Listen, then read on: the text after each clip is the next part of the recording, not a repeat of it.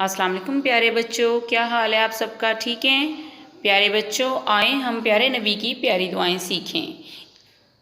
बच्चों, इससे पहले मैं आपको जो दुआ सिखा चुकी हूँ, क्या आप सबको याद है? वेरी गुड, चलें दोहराएं। छींक आने पर पढ़ने की दुआ। अल्हम्दुलिल्लाह, तमाम तारीफ़ें अल्लाह के लिए हैं।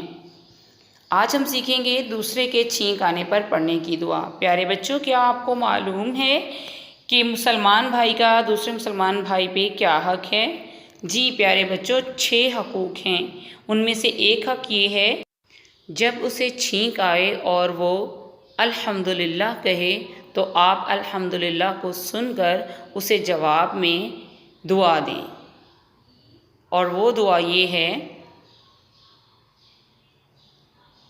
यरहमुकल्लाह, यरहमुकल्लाह, अल्लाह आप पर रहम करे।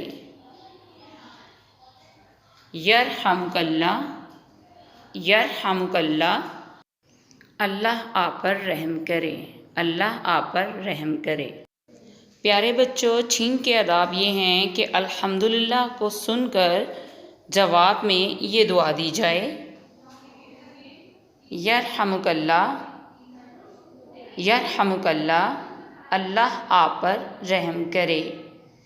फिर पढ़ें, यरहमुकल्लाह, यरहमुकल्लाह, अल्लाह आप पर रहम करे। प्यारे बच्चों, ये दुआ ज़ुबानी याद करें।